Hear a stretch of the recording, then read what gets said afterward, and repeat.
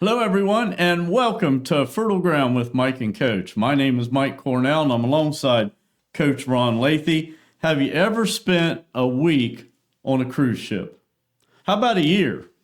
Well, today's segment is going to take a really close look at a family that spent an entire year on a boat, Coach, and I'm excited to look at that. And as we get started, we have three things we would like for you to think about and to consider. And the first one is this: how are Adam and Noah similar but yet different?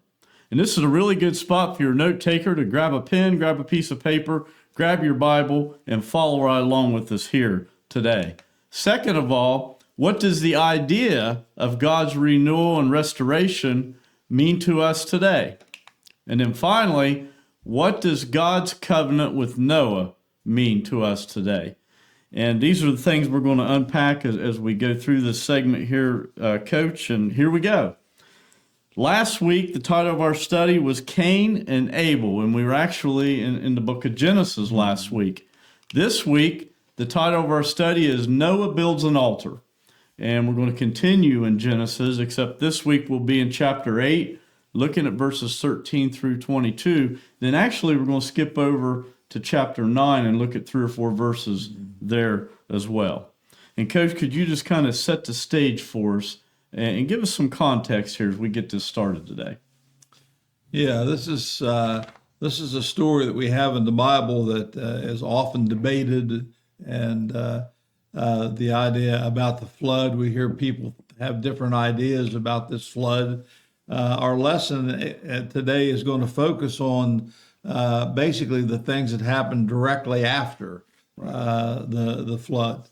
And as you alluded to in your opening there, when Noah got the animals on the ark and closed the door, really Noah didn't close the door, right. God did. And you're right. He was there on the boat for every bit of a year and maybe a little longer.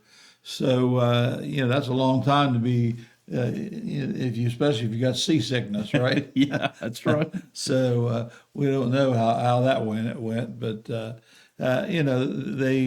a lot of things. Like I said, there's different stories and accounts of this, but it's amazing. All over the world, there are different civilizations, different types of different countries and things that seem to have some kind of a legendary story about an ancient flood, which you would expect from what we read in the Bible. But some people, supposedly say that it was only a local flood. It wasn't a flood over the whole world, as the Bible tells us.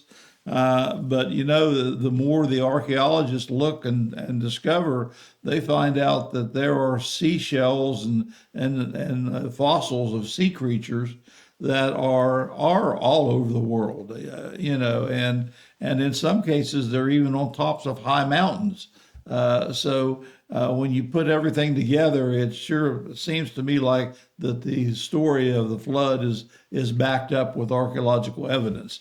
And so as you look at these things and we start looking at this story with Noah, we need to realize, first of all, why was there a flood? That's an important question to talk about. What was the necessity of God wiping out everything, basically, every living creature except 8 people and the animals that Noah took in the ark with him? So the biblical account of this flood is very detailed. We'll look and talk about the timing, how long they were in the boat, and the Bible is very specific about certain dates and times, and so that's how we can say with assurance that they were in the boat right around a year or a little bit more. So it gives us a timetable. And God had contemplated the world had gotten so evil that God had contemplated about just wiping it all out and starting over again. But Noah was a man of faith, of great faith. And, he looked at Noah and his family, and he saw a glimmer of hope and reason there. So he didn't decided not to wipe everything out, but he saved Noah and his family through this ark. And this directly points to the fact that, we and today's time and today's people are saved through the ark of Jesus Christ. Yeah. It's a definite, pointing to what would later happen in the future. So we know there's a lot. There are some of the things you hear are legends about the ark. We know we hear people that have gone and looked for Noah's ark. Some claim to have found Noah's ark. It depends on whether you want to believe what's on the internet or not. And but there's a lot of things going around about Noah's trip, and he supposedly settled on Mount Ararat, which is over in Turkey, in that area. And so a lot of people have looked for the Noah's Ark there, and like I said, some have claimed to have found it and so forth. So, but nobody's really come out and brought any evidence, I don't think, that really holds up in court. So Mount Ararat is about 17,000 feet in elevation. So you can imagine that all the water it took to cover the earth. That's the first thing that people have a hard time believing, because until this time there was no rain on earth. Right. God actually started the rain, and he had to get water from the deep oceans and so forth to raise the oceans that high. So there's a lot of things that people disregard and don't think it happened, the biblical explanation of it. But, as far as I'm concerned, if God says it, that settles it, So I believe that the flood, it was a worldwide flood, and, just like the Bible talks about, and everything other than the fish, the fish had survived. But other than that, there were no land animals that were left, and only Noah and his family, representing the human race, were left. So God kind of took care of all the evil in this one flood. So it's an interesting story to talk about. It really is, and the part that we're going to talk about today, Coach, is probably the least talked about part of this account of Noah and the ark. And you look at this, and Noah was a man of great faith, and Noah was a man of great trust in God. And you think about, what this family has been through up to this point where our narrative picks up today. They had spent years and years building this ark, right, and gone through the ridicule and the persecution and everything that comes along with that, because, like you said, there had not been any rain. And then God took them when it was time, and they got on the ark, and then, like you said, God shut the door and sealed it. right, And it was sealed shut, and they couldn't have opened it if they wanted to. No. And so when all the weeping and yelling and cries for desperation, when the rains set in, began, there was nothing they could do about it. Yeah. I'm sure that was a difficult thing, but it's a story of great faith and of great trust. And, our narrative is going to pick up that they've been on the boat for about a year.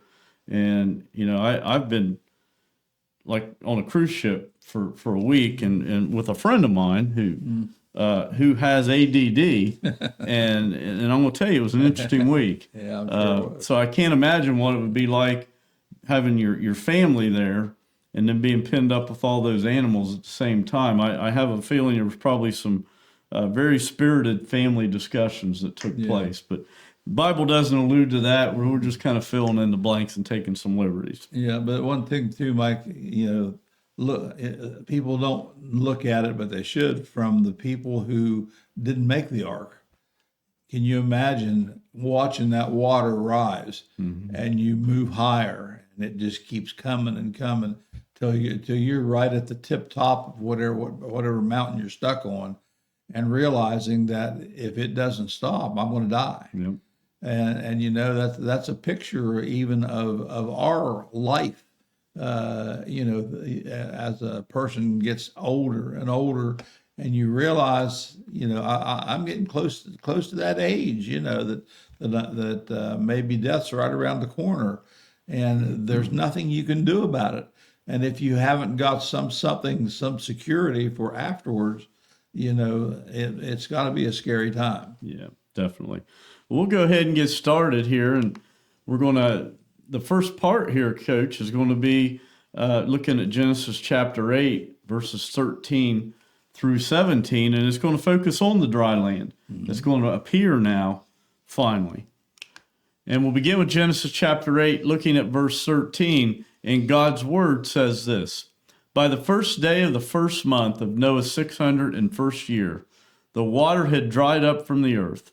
Noah then removed the covering from the ark and saw that the surface of the ground was dry. So the biblical account of the flood gives specific details of when the flood began that we see here. Yeah, that's what I say. The details that the Bible has are very clear and gives us we're able to come up with a timetable. And it says, interestingly here, the first day of the first month of Noah's 601st year. So Noah wasn't any young pup here, when he's building this ark and all these things are happening.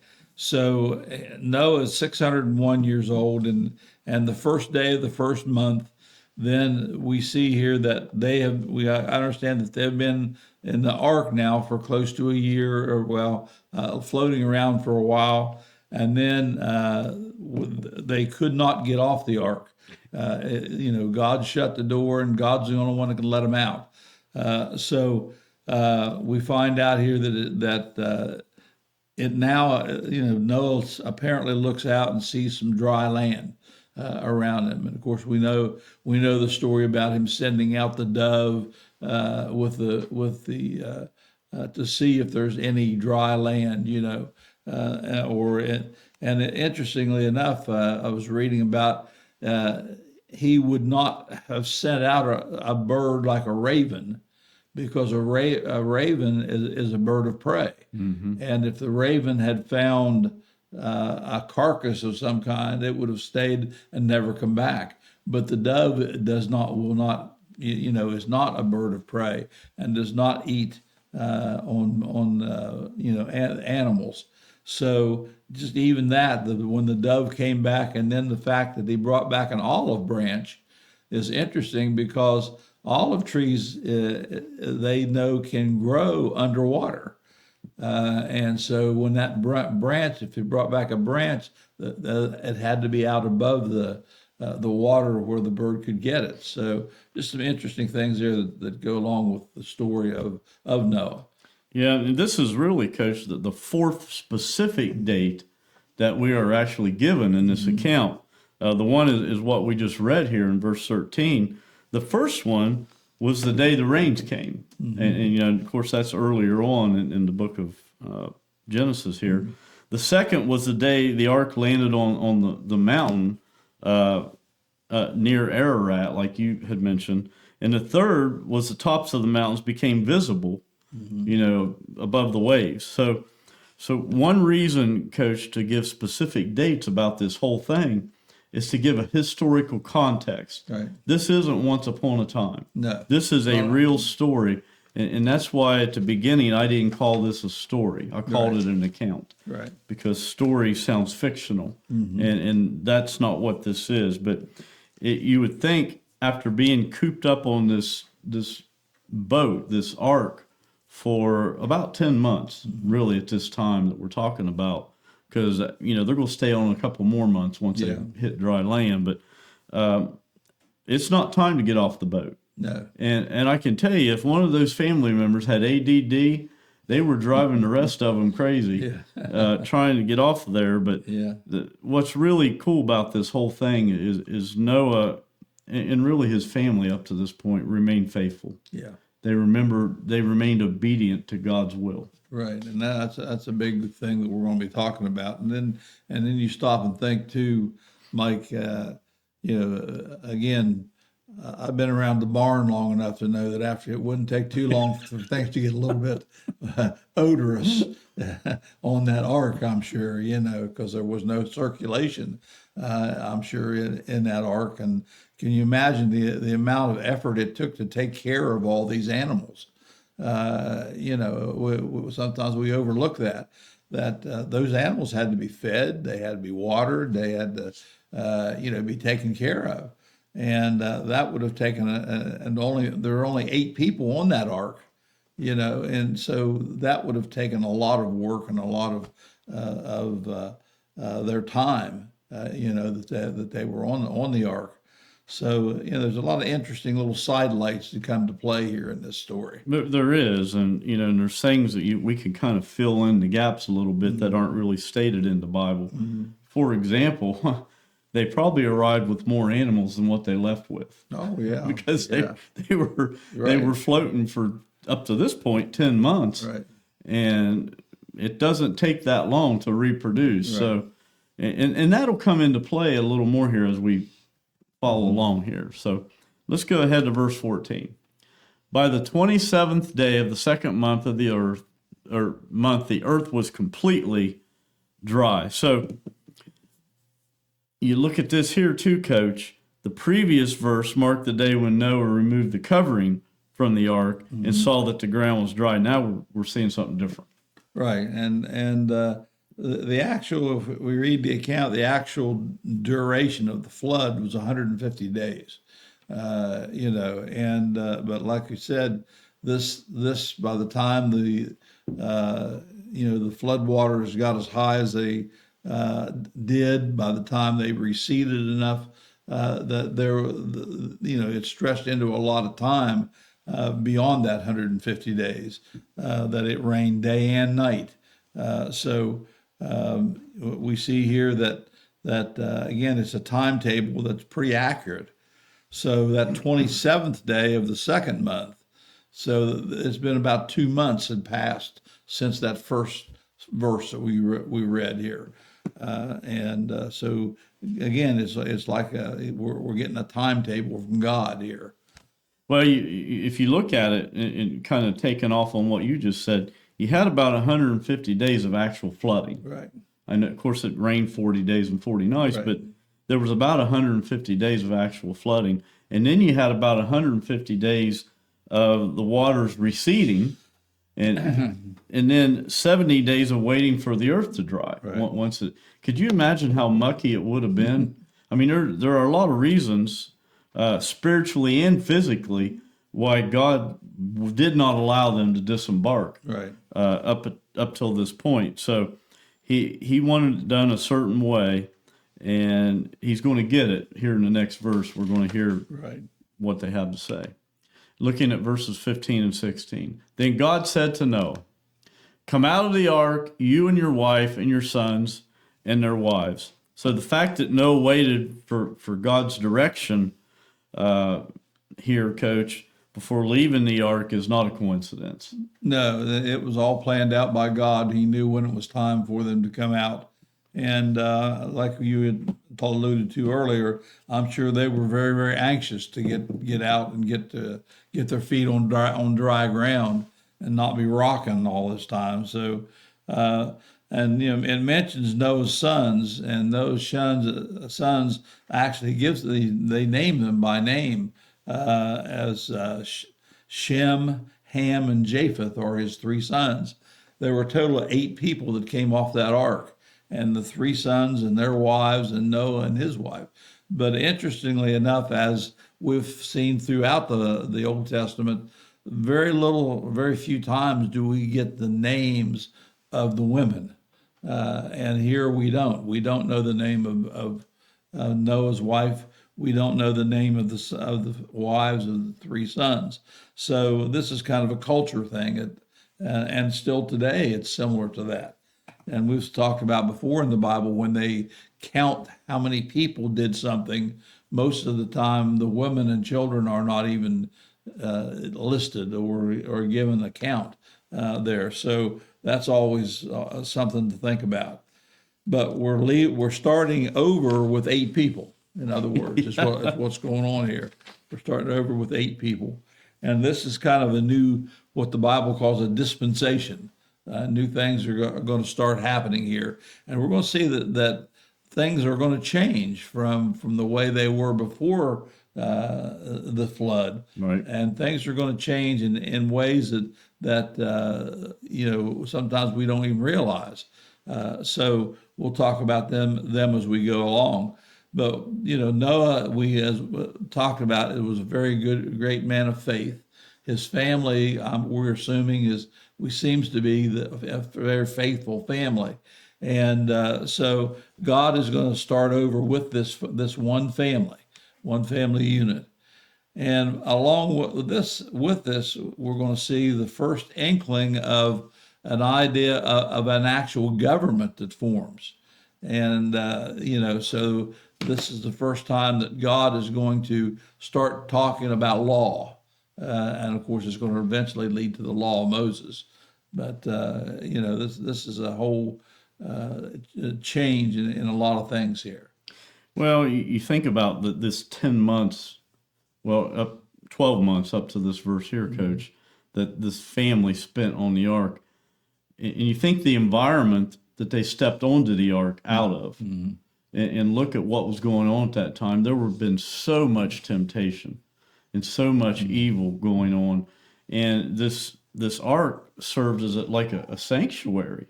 So it saved their life, right, so to speak. So it serves as it not only saved their life physically, but it really gave them an opportunity to have a spiritual cleansing all that time. Right. So I'm sure they all grew closer to God during that time because they were saved. And you would have to think, even with all that, Coach, that some of them, because they were on the ark such a long time, they may have even been, because they're still human beings, they may have even been a little bit hesitant getting off, maybe a little afraid of what that, kind of like when man stepped on the moon. Right. Didn't know really what was going to happen. So there may have been a little degree of that. Yeah. But you look at this, and you alluded to this, God intends them to begin humanity all over again. Right. And the fact that Scripture specifically refers to Noah, his wife, his sons, and his son's wife is no accident. Right. It's very, very specific. And this emphasizes the fact that God has them in his sight and that he recognizes their desire to walk freely on the earth once again. So that's what's in play here. All right, let's go to verse 17. Bring out every kind of living creature that is with you, the birds, the animals, and all the creatures that move along the ground, so they can multiply on the earth and be fruitful and increase in number on it. So here we see the 4 designations in this verse here, Coach. It talks about the living creatures, the wild animals, the birds, the animals, likely domesticated animals as well. Right. And all the creatures that move along the ground are intended to convey a message of totality. Right. Everything. Right. That's what he's talking about here. Right. And this is where too we run into some people that are very skeptical of this situation, because one of the first things they will say is, how could the ark hold that many people, that many animals? The number of animals that we have, but they don't understand something about when it talks about when God called Noah to get the animals, he told him to bring animals out of their kind. And so if you stop and think, let's just take dogs, for example. You wouldn't have had all the different breeds of dogs, on the ark. You would have had 2 dogs, a male and a female. And the rest of it is simply how they changed over time and interbreeding and so forth to get to all the different types of ones we have today. And that would be true for any of the domesticated animals and so forth. So you wouldn't have had to have millions of animals on the ark to repopulate the world. So a lot of people don't understand that. They think that there would have had to have been every kind of dog on there, every kind of cat, every kind of animal you can think of. And the basic animals came two by two, it says, to the ark. And there were two dogs, two cows, two elephants, that's the way that God set it up. But again, it was a great, task to take care of all those animals. So what we see here, the four designations, the wild animals, of course, would be like your lion, tiger, those kind of things. There were birds, and again, all kinds of birds, I'm sure. Domesticated animals would be like your cows and your horses and things, dogs and things like this that were domesticated. And so all this was taken care of and planned by God, and He had control of these things. So this passage that it's mentioning here too. It says that God told Noah to bring his family out, and so this is actually God speaking directly to Noah. Right. So this is a chance that we see God actually communicating with Noah and his family. So eventually that they did, and then we see it talks about there the statement to be fruitful and increase in number. Now, if you look at that, that's not talking to Noah and the family. That's everything. The animals too. Yeah, that he's making reference to here. Of course, Noah and his family would later make that same statement, but right now he's talking to the animals. Right. And maybe he's got a little, a little talk or a voice that they understand what he's telling them to do. So this is where they come out, and literally we begin again. Right. Well, it's kind of neat here too, because there's a reason why God specifically said everybody off. Right. There wasn't anybody, nothing left on the boat. Yeah. Adam, I said Adam. Noah and his sons and their families all exited the boat, but he wanted to make it clear he wanted everything off the boat. And the reason is that he had a purpose to fulfill. Sure. And nobody was going to hang back and say, well, let me tidy up a little bit. I think I'll just stay in here and you guys all make sure it's okay. Yeah. Everybody out. Everybody went out. That's what the message is here. So you look at this, Coach. This is in light of this question here, this is a new beginning for mankind. And it's similar to the beginning that man was established from to start with. How are Adam and Noah, of course, Adam being the first man, how are Adam and Noah similar but yet different?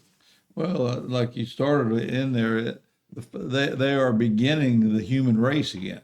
As Adam and Eve began the human race, Noah now and his family, they're the only humans left. So it's here we start over again in that, and much like Adam and Eve, when God put them in the garden, God gave them instructions about what to do in that garden. But God's sending Noah and his family out now, and as you mentioned before, they're not sure what they're going to run into. They may think that when we jump off this boat, we may sink clear to the bottom in the mud and not be able to get out and so forth. They're not sure what they're going to face. Right. So, they're the same in some ways like that, but certainly they're different in that, I see Adam as being a little bit of someone who is more interested in himself than he is in following God. And it gets him into trouble, in the garden, eventually gets him thrown out of the garden. I think Noah is a little more faithful to God, and his family is a little more faithful to God. And so they get blessed by God, and so they're the next, we almost could say they're kind of like the second Adam, kind of like that. And then, of course, later on, when Christ comes, he's actually named the second Adam. Yep. But we can see how they are alike in a lot of ways, and they're starting over, and they're starting with just them, and beginning again. But so both of them were kind of the father of all people, Right. from there on. So a lot of similarities, but there are differences. I have 3 points both ways, Coach. Similarities and 3 points for differences. Like you've already stated, both are seen as fathers of humanity. Everybody is a descendant of Noah. Right. Has to be. Right. There's no other way we could get here. Yeah. Because he was the only man there. Adam was the first man created by God, and Noah became the ancestor of everybody after the flood. Right. So both are seen as fathers of humanity. The second piece where they're similar is they both had a covenant-like relationship with God. Right. And then the third, that they both faced moral tests. And so those are where they're similar. Here's where they're different. Adam was created directly by God, where Noah was a descendant of Adam. Right. So there's a difference. Adam, the time periods are different. Adam lived in an untouched, here's really the big difference. They came from totally different environments. Adam came from an untouched, sinless, perfect world, where Noah came from an absolutely wicked, evil environment. Right. That's how they differ there. And then they differ in their roles in humanity's story, which Adam represents the beginning of creation and the fall of creation, while Noah represents renewal and survival. I mean, that truly is. So God choosing to preserve humanity through Noah. So it is an interesting comparison when you look at it here.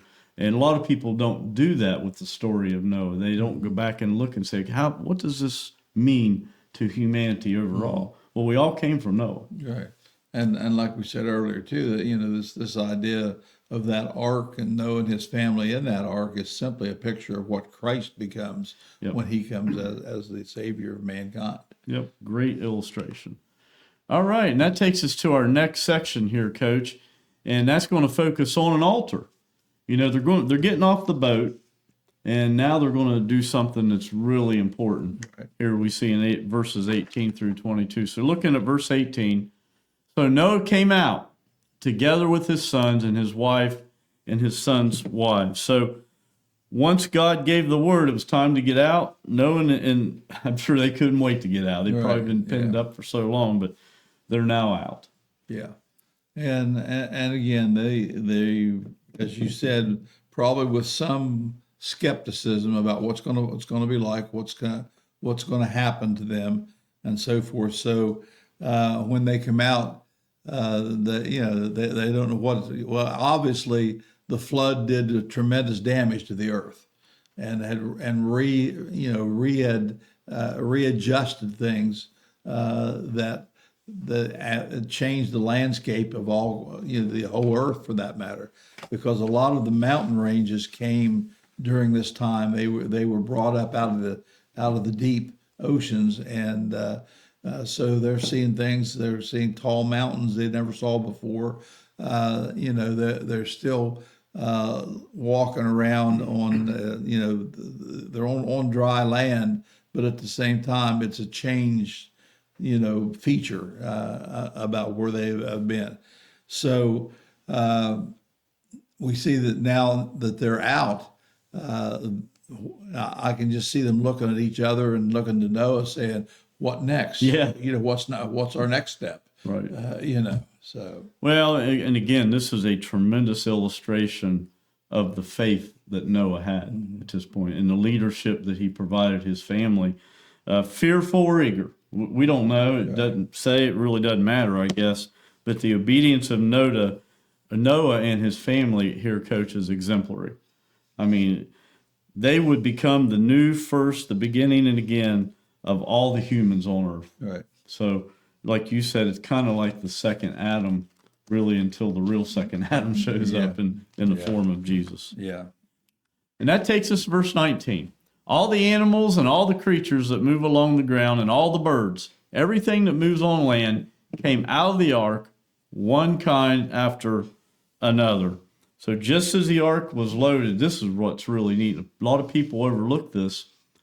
It would be quite an ordeal. If you remember, it was very orderly, 2 by 2 going into the ark. Right. And now we see that happening in reverse. There's only one way that can happen, and that's God's divine intervention. Right. And, and basically, the Bible talks about there being 2 categories of animals. One is clean and one is unclean. And in this particular case, it doesn't get into what's the difference. Later on, God puts a difference in, and explains in the Mosaic law what the difference between clean and unclean is. And so we know that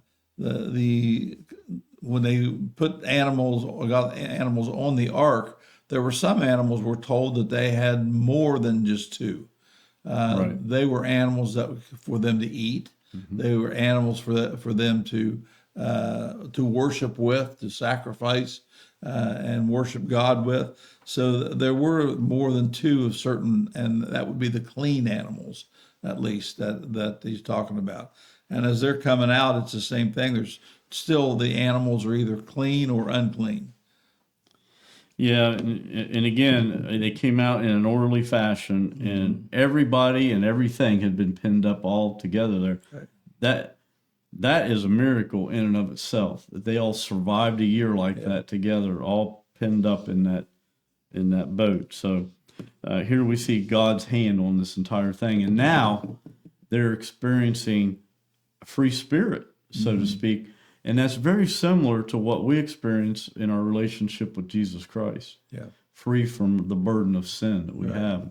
So now they're free from this, the world that they left. They're free from that. They got a fresh start and a new start in a new place. Right. And that takes us to verse 20. Then Noah built an altar to the Lord, and taking some of all the clean animals and clean birds, he sacrificed burnt offerings on it. So one of the first things, if not the very first thing he did here, Coach, is he worshiped. Right. And as often we find out throughout the Old Testament, when anything major or really climactic happens, it seems like that God has told them build an altar, and for a couple reasons. First of all, he talks about giving a burnt offering here. And now most of the time when burnt offerings were given in the form of sacrifice, it was for sin. But I don't think that's what it doesn't appear to be that here.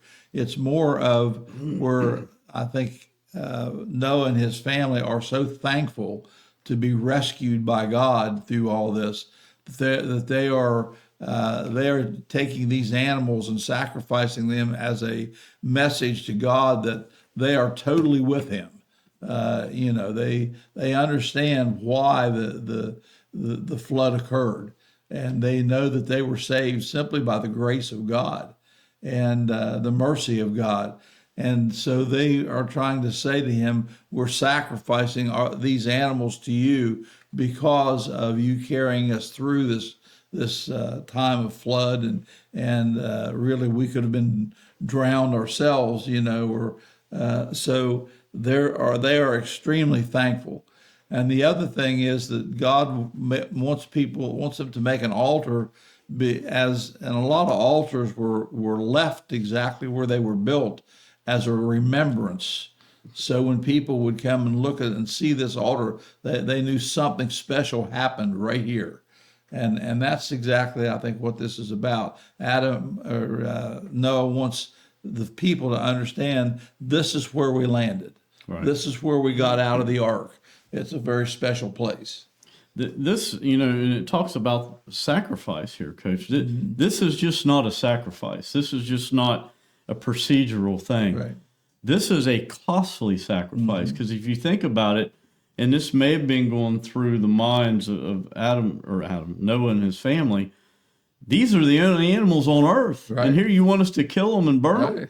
Really? Right. So once again, this is something that costs them something. It was very, very. This is all they have on earth are the animals that are right here, and believers are called to the same type of sacrifice to God. Right. It has to cost us something. Right.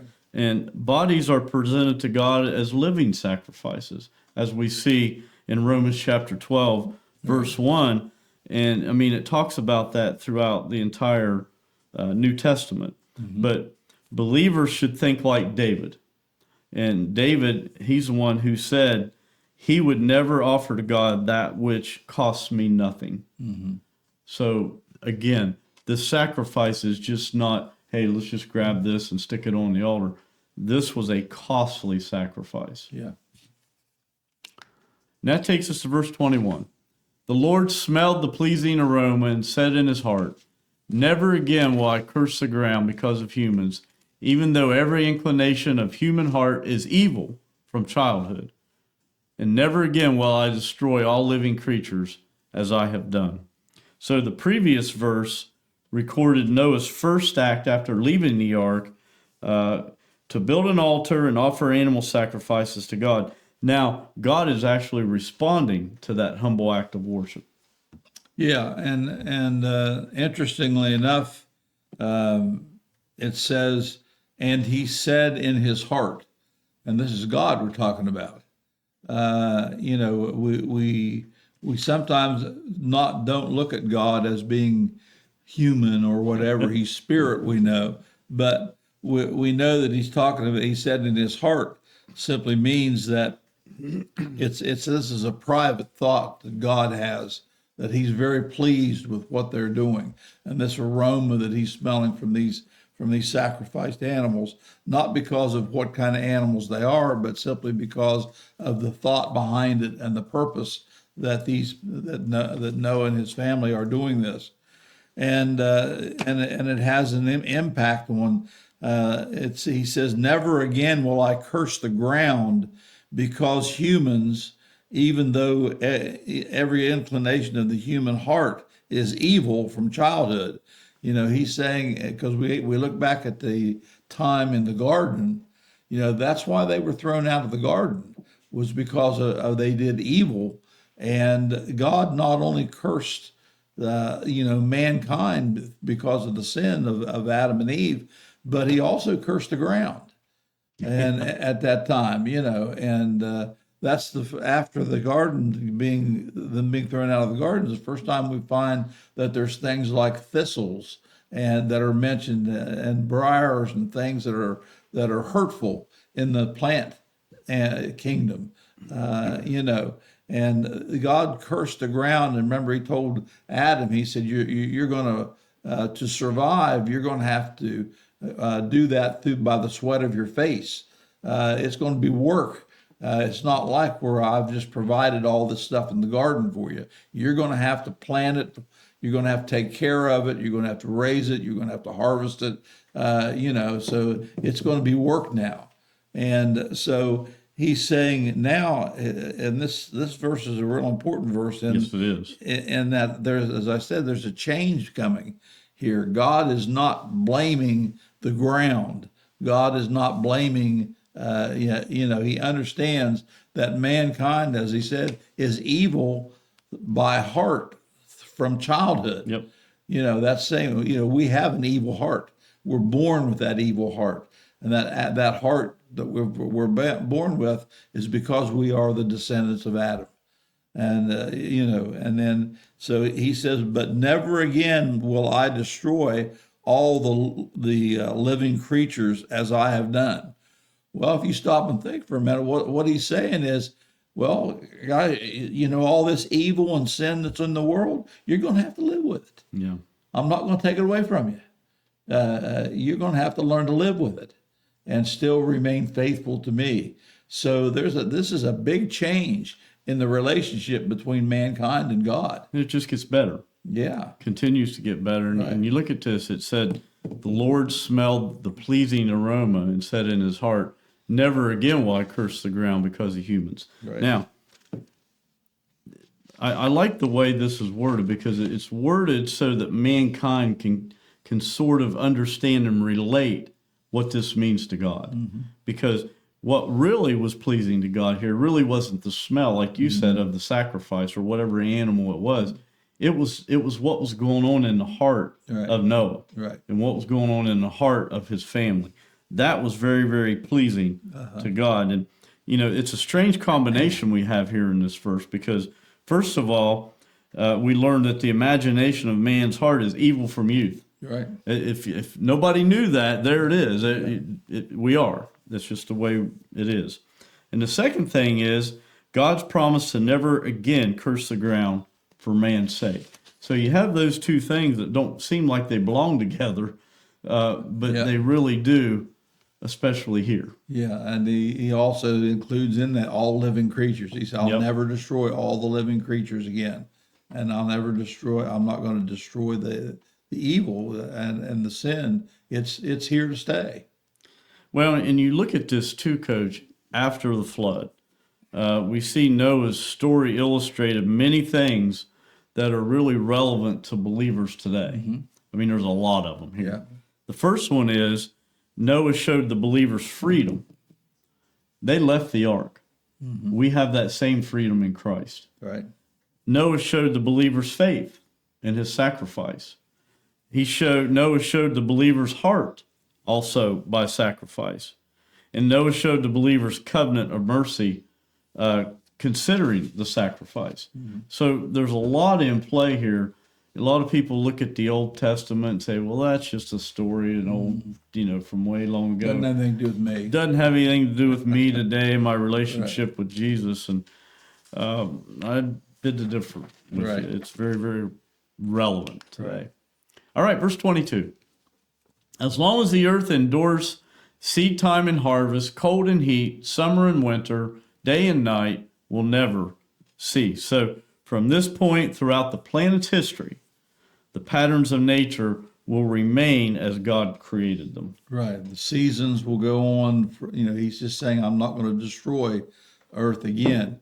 But there is a little bit more to that. We don't want to miss, as long as the earth endures the seed time and harvest, cold and heat, summer and winter, day and night will never cease. And also implied in here is that he's not going to destroy the earth the way that he destroyed it in Noah's age. It's not going to be by flood. Now, we know that he is going to destroy this earth. We've talked about that before. In fact, if you go to 2 Peter chapter 3, this is what Peter has to say about it in verses 6 and 7. And that by means of these, the world that then existed was deluged by water and perished. But by the same word, the heavens and earth that now exist are stored up for fire, being kept until that day of judgment and the destruction of the ungodly. Now, as I said, it's not going to destroy it by fire. That's a covenant that he's made with Noah.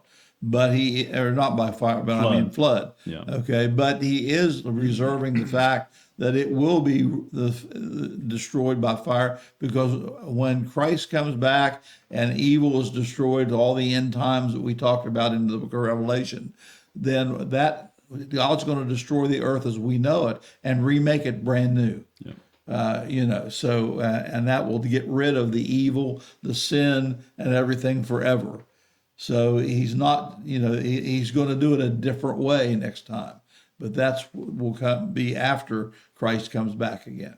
Yeah, after the flood here, Coach, there's a lot of things that change. Just one that's noteworthy that's worth mentioning is the lifespan of a human being significantly shortens. Right. Here, there never will be a 900-year-old person after the flood. So the lifespan of men and women gets shorter from this point forward. Even though himself, we saw was 600 years old at this time, and you don't see any of them running around. So. That's right. All right, and that takes us to our next question, and that is, what does the idea of God's renewal and restoration mean to us today? Now, again, this is the New Testament directly relating to the Old Testament once again. Yeah, the renewal and the restoration today comes through the heart, because God remakes our hearts when we turn our lives over to Him.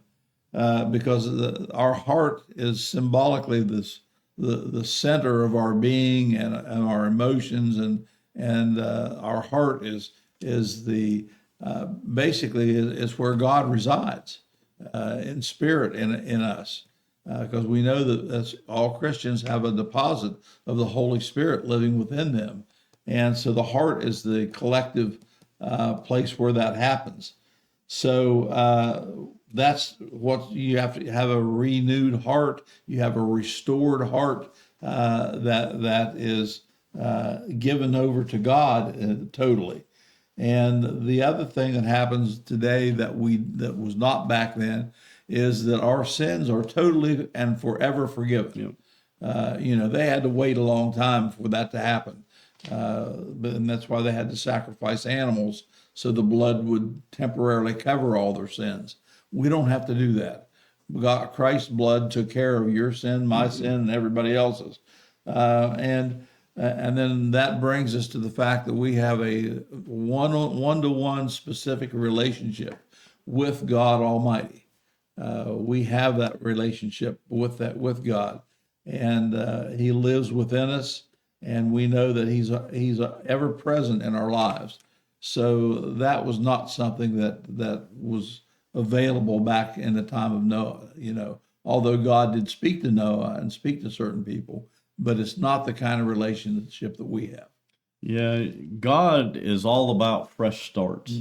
He's really all about that because He knows we need them. Right. And here you see mankind, you see all humans getting a fresh start here, getting a fresh slate. And when you look at, you deal with anything, when God deals with people, all He's worried about is restoration. He wants to restore that relationship and that fellowship that He has with us. He desires that. He doesn't have to have our fellowship, but He desires our fellowship. And that's why He created us to start with. So when He gives you a fresh start, He gives you the opportunity to have as little barriers as possible between you and Him so that you can have a real intimate fellowship with Him. And that's what that's all about. Right. And that takes us to our last section here, and that's verses 11 through 13 of chapter 9. And now we're going to see an agreement. Verse 11, I establish my covenant with you. Never again will all life be destroyed by waters of a flood. Never again will there be a flood to destroy the earth. So that's pretty straightforward here, Coach, that it's not happening again. Yeah. And again, I'm sure Peter had read that verse a few times, and that's what he was alluding to there in his statement. And he said there will be no more worlds destroyed by water, and but he's again not leaving out the fact that there is still a destruction coming, because God's going to have to remake this earth because it's full of evil right now. Satan's the one that really is still in control of this earth, simply because God allows him to be. But when God says it's time, then that has to be cleansed. And you can't cleanse evil with water. I mean, you can drown all the people, you can drown all the animals, but the evil still remained. Now we're going to burn it out, and fire cleanses that out. So he's saying that there won't be any more floods to ever destroy the earth again. But again, there will be a destruction that people will see when Christ comes back. And we see here again, I establish my covenant with you. Now, when God says, I establish my covenant, first of all, we see here that this is God's covenant. Right. He's responsible for it, to see that it's going to happen exactly as He said. It's not one of those covenants where He made with Israel where He says, if you do this, I'll do this. Right. It's not that kind of covenant. This is one where He says, I will covenant you that never again I will destroy. So you can take that to the bank. It's never going to happen. So, and when God makes a covenant or makes a promise, we know that he never goes back on that promise. He never has and he never will. So that's what gives Christians such a comfort as they go through the time when they get ready to meet him, that they know that he promised to take care of them, and that he has destroyed, the power of death and the burial and everything through what Christ did. And so as Christians, we should not have fear of death. It's just, God has already taken care of all that. And it's a promise. These are promises that he's given us.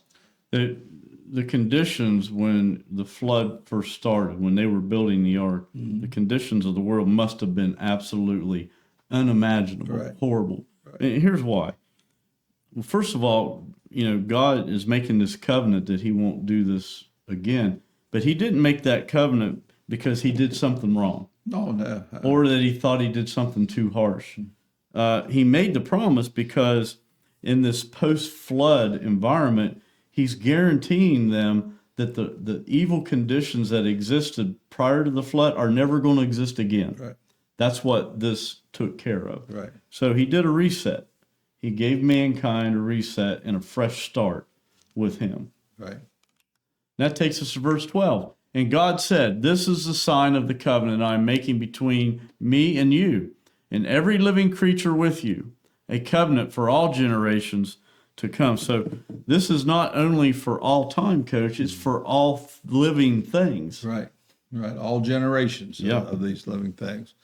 And, this, again, the sign, we're always looking for signs. Yeah. And he says, here's a sign that every time you see it, you can think back to what this verse says, that what I promised you, this is a covenant that will always hold. No one can change it. No one can destroy it. And again, going back to that other verse, this is one that he's making to mankind. It's not, he didn't say, man, if you worship me, I'll do this. He said, this is the way it's going to be. And so we can take it to the bank. Yep. And he's used signs over, the history of the Bible. When you look at it, circumcision is a sign, and that's a sign of the relationship between Abraham and everybody he represented in God at that time. The Passover was a sign. Mm-hmm.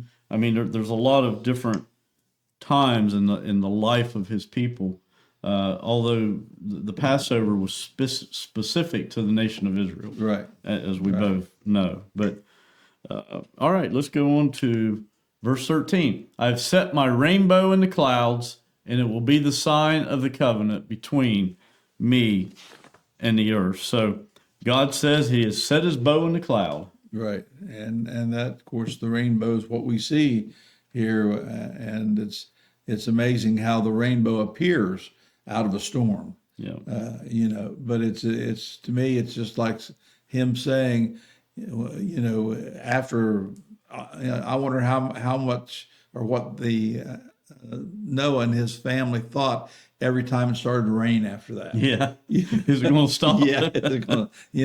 But that idea of the cloud, or the rainbow, which shows up, like I said, in a storm or in the, that's when we see it. That's God saying, just relax. This is the way it's going to be from now on. And so it's just interesting, and too that when we see a rainbow, we see half of an arc, from one end to the other. And interestingly enough, when the astronauts first flew up into space, and they looked down at Earth and would see a storm and see a rainbow in that storm, the rainbow is not half of a circle; it's a full circle of the rainbow when you see it from space. Huh. So we only see half of it, but God, it's a full circle in when it's viewed from space. Well, the language used here by God is meant to suggest the symbolic hanging up of a battle weapon, so to speak. The war is done, and it's a time for peace. Yeah. And can you imagine, like you said, every time it began to rain after this, every time that rainbow came out, how close they felt to God, knowing he was revealing his presence and his promise to them at that time. Because these people were alive when that happened. Right. Yeah. So imagine how they felt. Yeah. And that takes us to our final question. What does God's covenant with Noah mean to us today? And that's a great segue into the end of our segment here today, Coach. Yeah. And of course, like I mentioned earlier, the fact that it is a covenant, number one is we can count on it. And he's never going to go back off of it. He's never going to back from it. God and God will, as we've already mentioned too, that this is an idea of promising that even though the evil and the sin is going to remain on earth here until Christ comes back, he still has control of everything. So our world is going to deal with persistent evil and until Christ returns. But we have to learn how to deal with it. But he's also promised that if we come to him and we live in a relationship with him, he will help us deal with that part of the life that we have to live.